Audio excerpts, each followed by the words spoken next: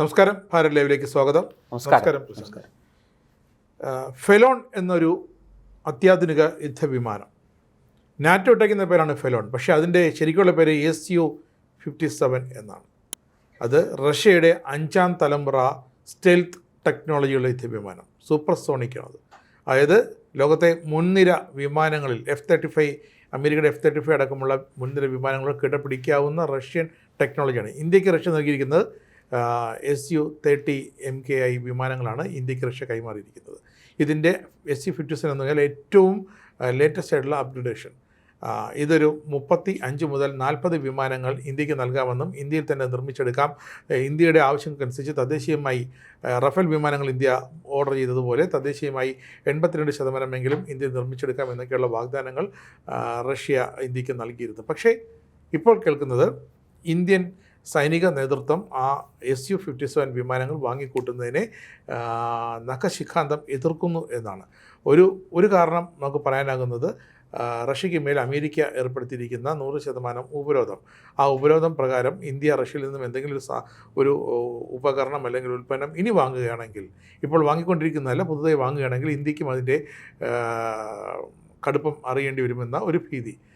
പിന്നെയുള്ളത്, നമ്മുടെ ഇന്ത്യയുടെ തന്നെ തദ്ദേശീയമായ അംക തേജസ് വിമാനങ്ങളുടെ ഇന്ത്യ ആ വിമാനങ്ങൾ എത്രയും പെട്ടെന്ന് ആകാശത്തേക്ക് പറത്തിവിടാനുള്ള ഒരുക്കത്തിലാണ്. പ്രശാന്തേ, ശരിക്കും ഈ Su-57 വിമാനം അത് ഇന്ത്യ വേണ്ടെന്ന് വയ്ക്കുന്നതൊരു അങ്ങനെ മണ്ടത്തരമാവില്ലേ? അല്ല, അങ്ങനെ നമുക്ക് പറയാൻ കഴിയില്ല. പക്ഷേ ഞാൻ അതിൻ്റെ കുറച്ച് വിശദാംശങ്ങൾ ചർച്ച ചെയ്താലേ നമുക്കത് മനസ്സിലാവുള്ളൂ എന്താണ്. നോക്കൂ, വാങ്ങാതിരിക്കുന്നത് മണ്ടത്തരമല്ല, വാങ്ങുന്നതും മണ്ടത്തരമല്ല. അതിൻ്റേതായ രണ്ട് ഗുണങ്ങളുമുണ്ട്, ദോഷങ്ങളുമുണ്ട്. പക്ഷെ ഇത് നമ്മൾ മനസ്സിലാക്കേണ്ട എന്തെന്ന് വെച്ചാൽ, ഇന്ത്യയുടെ നയതന്ത്രം പഴയ പോലെ അല്ല.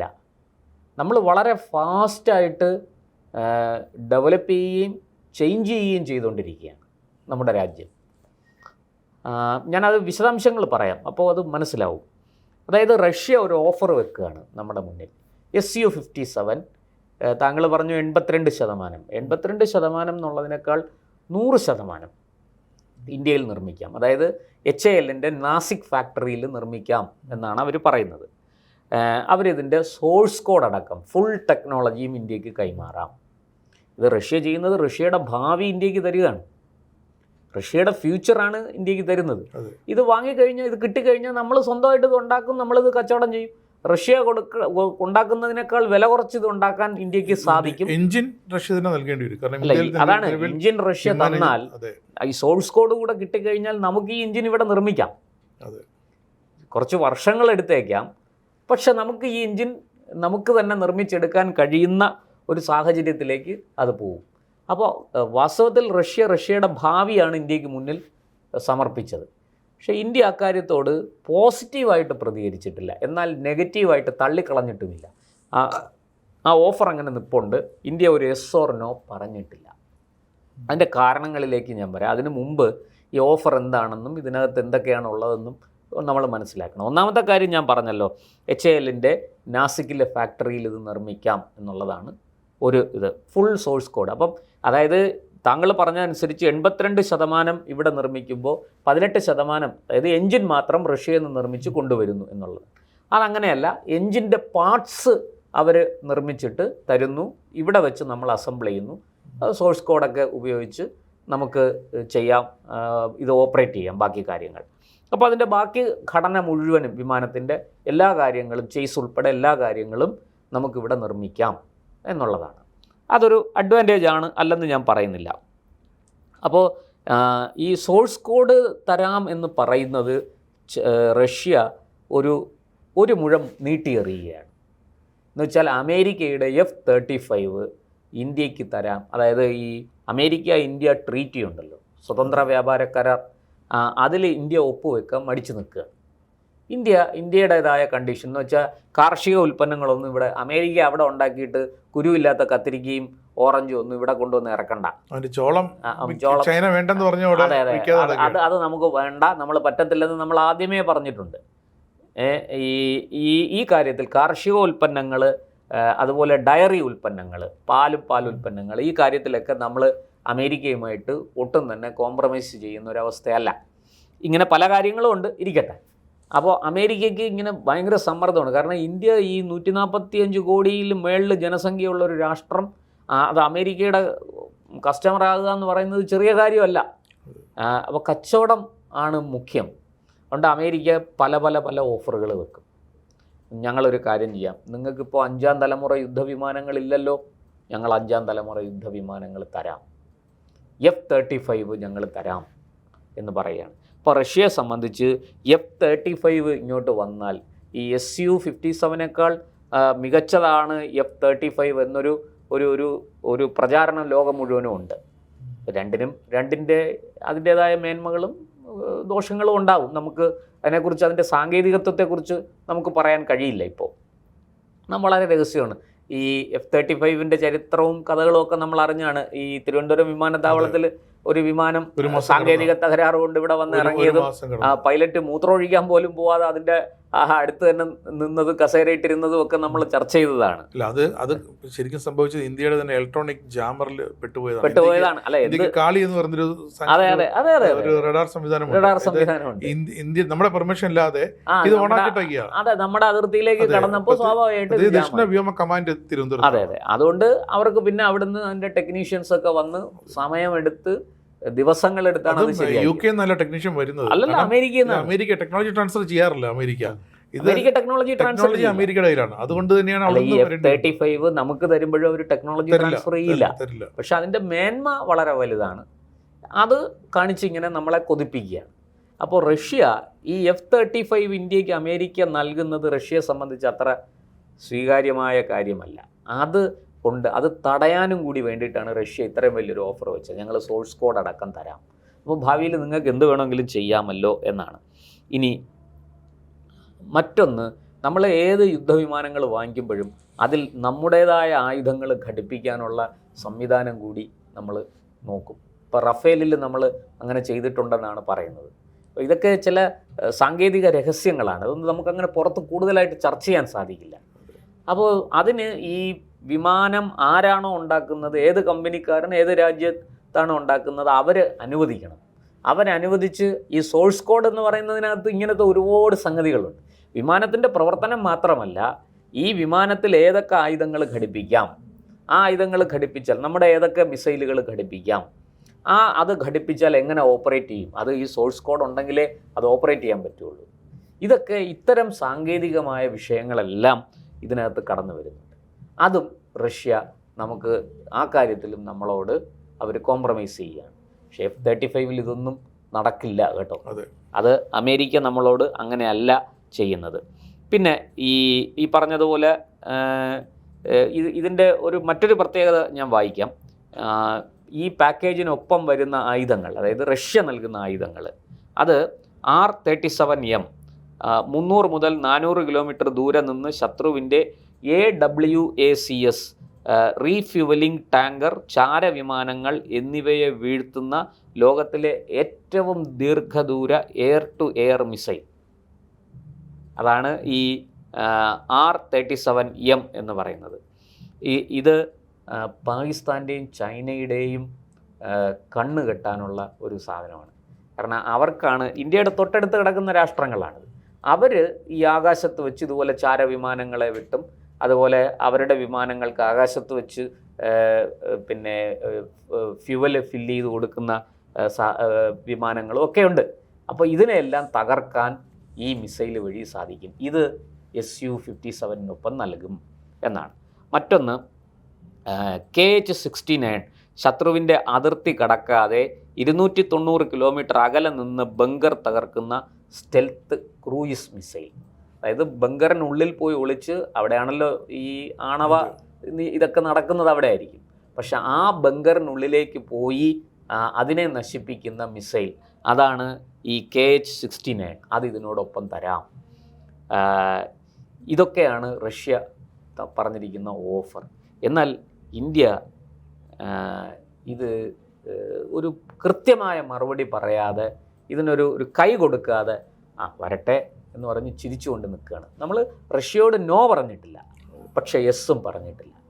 വരട്ടെ, നമുക്ക് ആലോചിക്കാം, കാശിനൊക്കെ കുറച്ച് ബുദ്ധിമുട്ടുണ്ട്, ഞങ്ങൾ നോക്കട്ടെ, ഞങ്ങളൊന്ന് ആലോചിക്കട്ടെ, ഞങ്ങളുടെ ക്യാബിനറ്റിൽ ചർച്ച ചെയ്യട്ടെ എന്നൊക്കെ പറഞ്ഞ് ഇങ്ങനെ നയതന്ത്രത്തിന് ചില രീതികളുണ്ടല്ലോ. നമ്മൾ നോ പറയില്ല, പക്ഷെ വളഞ്ഞ വഴി കൂടെ നമ്മളൊരു നോ പറയും. എന്ന് വെച്ചാൽ ഇപ്പം അത് നടക്കില്ല, ഒരു 6 മാസം കഴിഞ്ഞ് നമുക്ക് ആലോചിക്കാം എന്ന് പറയുന്ന നയമാണ് ഇവിടെ എടുത്തിരിക്കുന്നത്. അത് ഇന്ത്യക്ക് അറിയാവുന്നൊരു കാര്യം, ഈ സോഴ്സ് കോഡ് അടക്കം തരുന്നത് റഷ്യയുടെ ഗതികേടാണ്.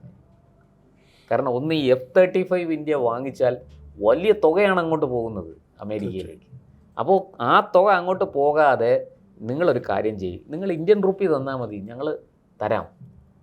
നമുക്ക് ഡോളറായിട്ട് കൺവേർട്ട് ചെയ്യുമ്പോഴാണ് നമുക്ക് ഭയങ്കര എമൗണ്ട് വരുന്നത്, ഫോറിൻ എക്സ്ചേഞ്ചിലേക്ക് പോകേണ്ടി വരുന്നു. ഇവിടെ അതില്ല, നമുക്ക് ഇന്ത്യൻ റുപ്പി തന്നെ കൊടുത്തത് വാങ്ങാം. അത് റഷ്യ അതിന് സമ്മർദ്ദം ചെലുത്തുന്നത് അവരുടെ ഗതികേടാണ്. അതാണ് ഒരു കാര്യം. പിന്നെ ഈ Su-57 എന്ന് പറയുന്ന അവരുടെ പ്രോജക്റ്റ് തന്നെ വലിയ എന്താ പറയുക, തിരിച്ചടി കിട്ടി തകർന്ന് നിൽക്കുകയാണ്. സാമ്പത്തികമായിട്ടും മറ്റും അവർ തകർന്ന് നിൽക്കുകയാണ്. അതുകൊണ്ട് അവർക്ക് ആ പദ്ധതി പൂർത്തീകരിക്കാൻ പറ്റുന്നില്ല. അപ്പോൾ റഷ്യ ഇതിനകത്ത് ഉദ്ദേശിക്കുന്നത് ഒരു വളഞ്ഞ വഴിയാണ്. ഇത് ഇന്ത്യക്ക് മനസ്സിലായതുകൊണ്ടാണ് ഇന്ത്യ ഈ കാര്യത്തിൽ ഒരു മെല്ലെപ്പോക്ക് സ്വീകരിച്ചിരിക്കുന്നത്. അതായത് ഇവിടെ നാസിക്കിലെ ഫാക്ടറിയിൽ ഇത് ഉണ്ടാക്കുന്നു. ഇപ്പം നമ്മൾ 100 വിമാനങ്ങൾക്ക് ഓർഡർ കൊടുത്തു എന്നിരിക്കട്ടെ, 100 വിമാനങ്ങൾ ഇവിടെ ഉണ്ടാക്കും. അപ്പോൾ അവർ പറയും, നിങ്ങൾ 100 എണ്ണം ഉണ്ടാക്കുകയല്ലേ, നിങ്ങൾക്ക് 100 എണ്ണം വേണമല്ലോ, ഞങ്ങൾ തരാം, ഞങ്ങളൊരു 50 എണ്ണം ഇവിടെ ഉണ്ടാക്കിക്കോട്ടെ. കരാറിലുണ്ടാകും. അത് കരാറിലുണ്ടാവും. അപ്പോൾ ഈ നമുക്ക് എത്ര എണ്ണം ഉണ്ടാക്കുന്നോ അതിൻ്റെ ഇത്ര ശതമാനം അഡീഷണലായിട്ട് റഷ്യയ്ക്ക് വേണ്ടി നമ്മൾ നിർമ്മിച്ചു കൊടുക്കണം. റഷ്യയ്ക്ക് വേണ്ടി നിർമ്മിച്ചു കൊടുക്കണമെന്നേ അവർ പറയുള്ളൂ, പക്ഷെ അത് വിൽക്കുന്നത് വേറെ രാജ്യങ്ങൾക്കാണ്. അപ്പോൾ അതിലൂടെ സാമ്പത്തികം ലക്ഷ്യമിട്ടാണ് അത് ചെയ്യുന്നത്. ഇത് അതുമാത്രമല്ല, ഈ 5th ജനറേഷനെ കുറിച്ച് കൂടുതൽ റിസർച്ച് ആവശ്യമുണ്ട്. ഇതെല്ലാം മുന്നോട്ട് കൊണ്ടുപോകണം, ഇതിനൊക്കെ പണം വേണം. അപ്പോൾ ഇതൊക്കെ കൂടി വെച്ചുകൊണ്ടാണ് അവരിപ്പോൾ ഇങ്ങനെ ഒരു സാധനം മുന്നോട്ട് വച്ചിരിക്കുന്നത്. അത് അവരുടെ ഗതികേടാണ്. അപ്പോൾ ഒരു രാഷ്ട്രത്തിൻ്റെ ഗതികേട് കൊണ്ട് നമ്മൾ ഈ പറഞ്ഞതുപോലെ അങ്ങനെ അങ്ങ് നിന്ന് കൊടുക്കണോ, നമ്മൾ ആലോചിക്കണം. കാരണം അതിനേക്കാൾ മികച്ച സാങ്കേതിക വിദ്യയുള്ളൊരു സാധനം നമുക്ക് കിട്ടുമെങ്കിൽ നമ്മളതിനെ 2 വട്ടം ആലോചിക്കണം. ആ കാര്യം നമ്മളൊരു 10-200 റഫാൽ പരിശീലന വിമാനങ്ങൾ അടക്കം റഫാൽ യുദ്ധ വിമാനങ്ങൾ തീർച്ചയായിട്ടും നമ്മൾ ഓർഡർ കൊടുത്തിട്ടിരിക്കുകയാണ് ഇന്ത്യൻ നേവിക്ക് വേണ്ടി.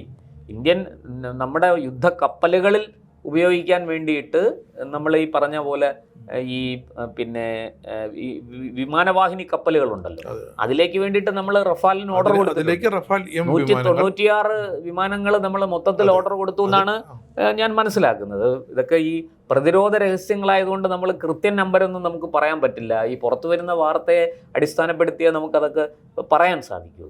പിന്നെ രാജേഷ് ജി നേരത്തെ പറഞ്ഞതുപോലെ ആംകയുടെ കാര്യം, ഈ ആംകെ ഈ പറഞ്ഞതുപോലെ ഇന്ത്യയിൽ 5th ജനറേഷൻ വിമാനങ്ങൾ നിർമ്മിക്കാനുള്ള, ഇപ്പം നമ്മൾ തേജസിൻ്റെ ഇത് നമ്മൾ അമേരിക്കൻ എൻജിൻ വാങ്ങിയിട്ട് അങ്ങ് പറഞ്ഞതുപോലെ 82% ഇവിടെ നിർമ്മിക്കുന്നു, എൻജിൻ മാത്രം നമ്മൾ അവിടുന്ന് കൊണ്ടുവരുന്നു. പക്ഷെ അത് ഈ GE എന്ന് പറയുന്ന കമ്പനി നമ്മളുമായിട്ട് ഒളിച്ച് കളിക്കുകയാണ്. നമുക്ക് കൃത്യമായിട്ട് പറഞ്ഞ സമയത്തിന് എൻജിനുകൾ കിട്ടുന്നില്ല, നമ്മുടെ പണം കുറേ മുടക്കുകയും ചെയ്തു. അപ്പോൾ അങ്ങനത്തെ പ്രശ്നങ്ങൾ നമുക്കുണ്ട്. അതുകൊണ്ട് നമ്മൾ വേറെ പല ദസാൾട്ട് ഏവിയേഷനും ഒക്കെ ആയിട്ട് നമ്മൾ ഒരു കരാറിലെത്തിയതും അതുകൊണ്ടാണ്. നമ്മൾ റഫാലിന് ഓർഡർ കൊടുത്തത് അതുകൊണ്ടാണ്. കാരണം ഇവരെ വിശ്വസിച്ചിരുന്നിട്ട് 2009 ആരംഭിച്ചതാണ്. പക്ഷേ ഇതുവരെ നമുക്ക് ഈ എൻജിൻ കൃത്യമായിട്ട് നമുക്ക് കിട്ടിയിട്ടില്ല. എണ്ണം വളരെ കുറവാണ്. അതേസമയം ഇടപാട് വളരെ വലിയ തുകയ്ക്കുള്ള ഇടപാടുമാണ്. ഇരിക്കട്ടെ, ഇപ്പം നമ്മൾ കാവേരി എന്ന് പറയുന്ന ഒരു എൻജിൻ നമ്മൾ ഡെവലപ്പ് ചെയ്യാൻ ശ്രമിക്കുന്നുണ്ട്. അതിൽ നമ്മൾ വിജയിച്ചിട്ടില്ല, ഇപ്പോഴും പരാജയപ്പെട്ട് തന്നെയാണ് നിൽക്കുന്നത്. നമ്മൾ വിജയിക്കാത്തതിനെ വിജയിച്ചു എന്ന് പറഞ്ഞ് അഹങ്കാരം കൊള്ളേണ്ട കാര്യമൊന്നുമില്ല. യാഥാർത്ഥ്യം ഇതാണ്. അത് ഇന്ത്യ ഗവൺമെൻറ്റും അത് സമ്മതിക്കുന്നുണ്ട്. നമ്മളെ പരീക്ഷണം ഇതുവരെ വിജയിച്ചിട്ടില്ല, എന്നാലും ഓൺഗോയിങ് പ്രോസസ്സാണ്. അപ്പോൾ ഇപ്പം ആംക ഈ പറഞ്ഞതുപോലെ ഈ മറ്റ് പല രാജ്യങ്ങളിൽ നിന്നും ഈ 5ാം തലമുറ സ്റ്റെൽത്ത് യുദ്ധവിമാനങ്ങൾ, സ്റ്റെൽത്തിൻ്റെ പ്രത്യേകത അറിയാലോ, റഡാറിൽ പെടാതെ തന്നെ ഹൈപ്പർസോണിക്കാണ്, ശബ്ദത്തേക്കാൾ വേഗത്തിൽ സഞ്ചരിക്കും, അങ്ങനെയൊക്കെയുള്ള അഡ്വാൻറ്റേജ് ഉണ്ട്. അതിൻ്റെ നിർമ്മാണം ഇന്ത്യയിൽ ഈ പറഞ്ഞതുപോലെ ഇപ്പോൾ റഷ്യ മുന്നോട്ട് വച്ചിരിക്കുന്ന ഇതുപോലെ തന്നെ മറ്റു പല രാജ്യങ്ങളുമായിട്ടും നമ്മൾ ഈ കാര്യത്തിൽ ചില ചർച്ചകളൊക്കെ നടത്തിക്കൊണ്ടിരിക്കുകയാണ്. നമുക്ക് അതുകൊണ്ട് സ്റ്റെൽത്ത് വിമാനം ഇവിടെ നമുക്ക് നിർമ്മിക്കാൻ കഴിയുമോ എന്ന ഒരു പരീക്ഷണം ഇന്ത്യ, അല്ലെങ്കിൽ അങ്ങനെ ഒരു താല്പര്യം ഇന്ത്യക്കുണ്ട്. ഇന്ത്യ അതുമായിട്ട് മുന്നോട്ട് പോകാനുള്ള തീരുമാനത്തിലാണ് നമ്മുടെ പ്രതിരോധ വകുപ്പ്. അപ്പോൾ ഇങ്ങനെയൊക്കെയുള്ള ഒരു സാഹചര്യത്തിലാണ് നമ്മൾ ഇവരോടൊരു നോ പറയാതെയും യെസ് പറയാതെയും ഇങ്ങനെ സമയം നീട്ടി കൊണ്ടുപോകുന്നത്. ഇതിനകത്ത് നമുക്ക് ഒറ്റ കാര്യമേ ഉള്ളൂ, നമ്മുടെ താല്പര്യമാണ്. റഷ്യയാണോ അമേരിക്കയാണോ എന്നുള്ളതല്ല, നമുക്ക് എന്താണ് പ്രയോജനം, നമുക്കിതിൽ എന്ത് നേട്ടം, ഇതാണ് നമ്മൾ ഉദ്ദേശിക്കുന്നത്. ആ നേട്ടത്തിനനുസരിച്ച് നമ്മൾ കാര്യങ്ങൾ ചെയ്യും. അപ്പോൾ ഇപ്പോൾ F-35 ആണ് നമുക്ക് കൂടുതൽ പ്രയോജനകരമെങ്കിൽ നമ്മൾ അങ്ങോട്ട് പോകും. അല്ല Su-57 നമുക്ക് കൂടുതൽ ലാഭമെങ്കിൽ നമ്മളത് ചെയ്യും. പിന്നെ ഇവർ രണ്ടുപേരും, അമേരിക്ക ആകട്ടെ റഷ്യ ആകട്ടെ, ഇപ്പോൾ ഇങ്ങനെ അടുത്ത് കൂടുന്നത് ഇവർക്ക് രണ്ടുപേർക്കും ഇന്ത്യയെ ആവശ്യമുണ്ട്. ഇന്ത്യയിലെ വിപണി അവർക്ക് ആവശ്യമുണ്ട്. അത് നമുക്ക് കുറച്ചുകൂടെ സൗഹൃദം റഷ്യയുമായിട്ടാണ്. അതുകൊണ്ട് റഷ്യയോട് നമുക്കൊരു സോഫ്റ്റ് കോർണർ കാണും എന്ന് വെച്ച് നമ്മുടെ പ്രതിരോധ മേഖലയിലെ എല്ലാ ഇതും നോക്കാതെ റഷ്യയോട് അങ്ങ് കയറി ഇത് ചെയ്യുമെന്നല്ല. അവിടെ നമുക്ക് പ്രയോജനം F-35 ആണെങ്കിൽ നമ്മൾ അങ്ങോട്ട് തന്നെ പോകും. അങ്ങനത്തെ ഒരു സാഹചര്യത്തിൽ നിൽക്കുകയാണ്. പിന്നെ ഇതിലൊരു തീരുമാനം എടുക്കേണ്ടത് ഞാൻ ഈ പറഞ്ഞ പോലെ ഗവൺമെൻറ്റും ക്യാബിനറ്റും ഒക്കെയാണ്. അവരത് വളരെ ആലോചിച്ച് തീരുമാനിക്കും. അത്രേ അതിനകത്ത് സംഭവിക്കാനുള്ളൂ. എന്തായാലും രാജ്യ താല്പര്യം മുൻനിർത്തിയുള്ള തീരുമാനമേ വരികയുള്ളൂ.